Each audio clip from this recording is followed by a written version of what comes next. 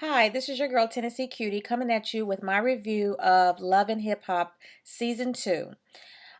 This is my first year watching this from the beginning, so it was really helpful to me to see the rundown that they gave of each of the girls on the show at the beginning. I did catch a couple of episodes every now and again last season, but I'm going to tune in each week. Hopefully, I can stomach it because it really started off with some complete ratchetness. But I'm going to try to tune in. I'm going to try to see what they're going to work with, but I can't take most of it for real. First, just starting off with the introduction of the girls. Emily. The chick, Emily, let him go. Let Fab go. You've been with him for 8 years. And for those of you who don't know, she dates Fabulous, the rapper. John, as she calls him. She was with him for 8 years. She has a baby. She has a daughter who's like 14, who's been around him since she was, a child. So, a baby since. So that's really all she knows. And she's like crying, blah, blah, blah, whatever. Like, let it go. If you're not happy, if he's not fulfilling you, if he's cheating, he's not recognizing you, whatever the cause is, let it go. And so she's on the show. She's coming back to figure out what she's going to do and try to get her independence. Then we have this chick, Chrissy, looking like Nanny McPhee with this mole on her face. She thinks she the queen bee up in there. I mean, she jacking everybody in their face, yelling and screaming. And then this chick is on her knees proposing to a dude who can't even open his eyes. Jim Jones gets under my skin talking with his eyes closed. I mean, the slits are this thick and big. I'm like, what? Can you please open your eyes? What is the problem? Um, and just the fact that she proposed, like what are you doing? These women have just become men. What happened to the man? Why can't the man be a man? Let him propose to you.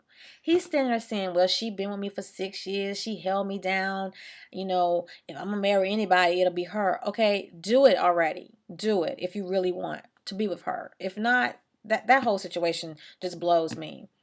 Then you got his mama like getting all mad at the reunion, at the little cookout they were having, jumping up, and her and the girl fighting and arguing. And I'm like, I can't talk to somebody's mama like that. And if I'm gonna have to talk to the mama like that, then it's probably best that we don't get together because I don't even feel comfortable yelling at somebody's mama, calling them psychotic. I mean, that's not even the way I would want to have a relationship with my mother-in-law or mother-in-law to be.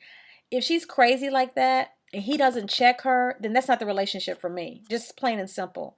And Nanny McPhee is going to have to figure out if this is the relationship for her. Then you got this chick Olivia who, apparently she can sing, or she was singing with G Unit or whoever else, but all that fell through, and she got this manager like barking at her about what her expectations are and what she really can do, and she got to bring it up to par, and she was good with one song, but she got to bring it back. So we'll see what happens with her. Then we talk about this chick Samaya, who's really a pretty girl, but she's just so hard. I'm like, just can you bring it down a notch? And I want to say this is a chick that had the beef with Joe Budden and his girl. Like, I read some stuff on Twitter with them and how she had beef with his girlfriend, or he was like dissing her. I don't know, some craziness. Love and hip hop, but she just needs to calm down. And this like teeny tiny like mini me manager she has, I don't get it. I mean, like their like whole relationship just doesn't, I mean, their work relationship doesn't make sense to me. But we get into a little bit of what she's trying to do in the episode, so I get back to that. And like I said, Mama Jones, she just a mad woman, and she's like, don't take my baby. That's all I care about. Don't take my baby. So we'll get into Mama Jones later, because she pulled a trick out the hat on this one. So the episode starts off with Jim Jones and his girlfriend Nanny McPhee, aka Chrissy. Um, Jim Jones, remember I told you she proposed to him last year or last season. Well, how about this dude lost his ring? So he say. Now, they in the jewelry store picking out a new ring for him. And he's like, oh, that's the ring? Oh, it had diamonds like that? Like, dude, did you not see the ring that she gave you? How you questioning what it looked like? You didn't see it? You didn't look at it? And I'm like, She all giving her little commentary, like begging to be his wife. Stop it. You're making me antsy. Just stop it. Just let him come to you. She got the ring showing him the band and the stone, and the guys like, you want to see this? And they're just all pumping this up. And he's like, for what? I don't need to see that. And she's like, well, I'm going to give me some painkillers. See, these are painkillers, talking about her earrings. And I'm like, this chick, I mean, this is what's wrong with today's young ladies. I mean, this is the superficiality of it all. Like you're in this dead end relationship with this dude who can't even talk with his eyes open. He makes all right music with his group, but at the end of the day, you settling for a pair of earrings because you can't get what you want, which is a ring, which is marriage. And so, whatever. As Jay-Z and Kanye say on Watch the Thrones, Niggas in Paris, that song. Excuse me that offended anybody, but this is cray. This is cray. It's cray. And so one of the things when they got ready to leave, the guy, he hugged Chrissy, kissed her on the cheek, and was like, "Oh, maybe we'll see you next time under better circumstances." And then Jim Jones, he goes to shake his hand, and he's just like, "Yeah, yeah." He just hit the hand and walk away. I'm just like, ghetto, okay, just ghetto.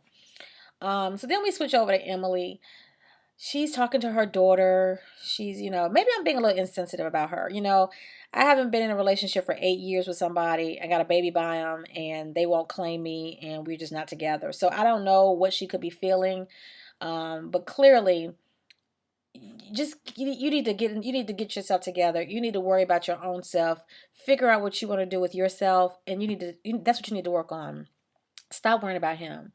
I mean, it's not, it's just, I mean, this can't still be going on from last season. I mean, I want to say last season, the whole thing was about her pining over Fab and how he wasn't committing to her and how she was looking for him. I'm like, why is this still going on? Why are we picking up in a new season and you're still in this contemplation mode? At this point, it's time to be done. And she talks to her daughter, which I thought was very sweet and endearing, how she says, look, I want you to be better than me. She was a young mother. Her mother was a young mother. And she just doesn't want her daughter to go through this cycle. She's trying to break the cycle. And I understand that. But you've shown her for the last 8 years that you've been with a man who won't commit to you. She doesn't understand why you're leaving because you don't even understand why you're leaving. And while you're kind of saying it, I feel like you're not really showing it. So, we'll see. Time will tell on the show whether or not you actually truly leave him. Because if I'm correct, I think you're still with him. But anyway, then we have Mama Jones. I just can't. I can't. It's just a hot mess, and I can't. I mean, she goes over to some guy's house. She's talking about making a record. She's in these booty shorts. She's like, got her headset on, and she's, she's rapping to Chrissy, aka Nanny McPhee, about why she shouldn't be with her son. I mean, really? And then it's on World Star Hip Hop, and then Chrissy and Jim looking at it on the YouTube. I mean, on the internet. I'm like, really, Mama? Like, you really got to go there. You got to make a rap, and you got to put it on the internet and put this business constantly out in the street. It's just crazy. And really, I'm going to tell you, I heard it on the radio here in D.C. and on Russ Parr Morning Show.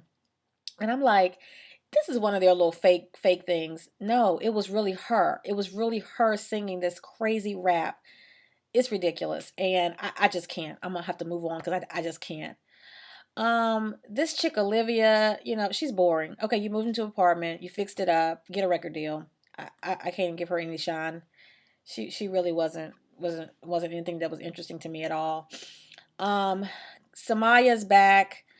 I don't get her. I mean, like, what is going on? Why are you so hard? That's all I wonder. Why are you so hard? Lighten up, Ma. Just lighten up. Her and this manager, it's like a little comedy routine. Then they're going to some random man who's like giving them money. Like, why is this dude giving them 500 G's? I mean, like $500,000? Really? Like, her music is not, like, I haven't seen one thing hit the airwaves with Samaya on it. And this man is dropping 500,000 and then another 250,000 for a showcase that she's supposed to see next week where her pants won't even close. I just see that Barry is wanting more than just some music for returns from this. I mean, clearly Barry is looking for a little something. because he grinning and all at her, and she's like grinning at him, and I'm just like, yeah, something going on with Barry behind closed doors, because he ain't popping off no 750. That's three quarters of $1 million. He ain't popping that off for nothing. He getting something out of that deal, so she better wake up. Then we have the two new chicks, Yandy, who was Jim Jones' manager, who we understand is no longer his manager, but I'm sure that'll come out on the show. And then you have Kimbella. Yandy she started off hanging out with Crazy Nanny McPhee, Crazy Chrissy. They went to Atlantic City together and they went to one of Jim's shows with the other guys from Dipset crew. I think it's called Dipset crew. And she was on the back, and this is why I love my baby. This is what Chrissy's saying. And Yandy's right there with her. They all having a good time. But I think, that's mixing business and pleasure a little bit too much. Chrissy is known to be cuckoo. And so I personally, if I was Yandy, I wouldn't mix business and pleasure with her, because she's the kind of person who doesn't know how to she doesn't know how to stop interfering, Chrissy. And so Yandy, which is probably why we're going to find out later on that she's not even with Jim Jones anymore. But, she was on 105.1, The Breakfast Club, with Charlamagne, Angela Yee, and I forget the other guy's name, talking about it. And she said that we'll have to wait and see, but she said her and Jim like family, and they'll always be doing something together. So we'll have to wait and find out how that's going to play out on the show. But I'm going to end this review with the whole situation with Kimbella. I mean, she's a cute girl. She's messing with, I think his name is Jules. And he is one of the members of this Dipset crew. And she's his baby's mama. And, she came on the show through Yandy. Yandy invited her, wanted her to meet Chrissy. She said, oh, you never met Chrissy? You need to meet her. Their men are in the same group. Like, why haven't they met in the first place? But Chrissy, being the petty Nanny McPhee mean girl that she is, as soon as Kimbella comes to Yandy's jewelry party, she got something to say about what she has on. Oh, what is that? She's wearing blue jean panties. And her and old Olivia and Emily, Tweedledee and Tweedledum, they want to giggle and everything that she says, like Chrissy's spitting out gold comedic things, but I digress. But yeah, I feel like, they were really just giving her the evil eye for nothing. And then Chrissy, just in her introduction was even like half baked. It's like, that's how you gonna come at me? Why we never met before? We need to talk. Da, da, da, da. And Kimbella was just like, yeah, we'll figure it out. Yeah, like she ain't giving them nothing. But they were just being mean girls as usual. And, they really treated her badly, but it got worse when it went to this party that Emily had for her divorce or whatever it was, separation or independence party or whatever. And at this party, she's really expressing how she felt. And Kimbella had already revealed to us and Yandy that she had dated Fab 3 years ago, which was around the time that Emily would have been pregnant. So Kimbella, while they're at this independence party and Emily's expressing how she's finally getting her independence from Fab and she's moving on and whatever, Kimbella, having wanted to say something to her all along, was like, I dated Fab 3 years ago. And she's like, well, I was pregnant 3 years ago. And Chrissy over there, like, taking off her earrings, rolling up her sleeves. Like, I'm like, what is your problem? And even Kimbella was like what? Like, what's the deal? And next thing you know, Chrissy out of the seat, she's yelling, she's fighting, she's ready to punch her. I mean, she sucker punches her, knocks her out the seat, dress all up, boobs flying out, just way too much going on. And I'm like, really? Like, this is what you do? And this is your man's, one of his, business associates woman. And you got her hemmed up on the floor like this? But what was the best part was Kimbella was fixing herself up in the mirror and she said, still pretty.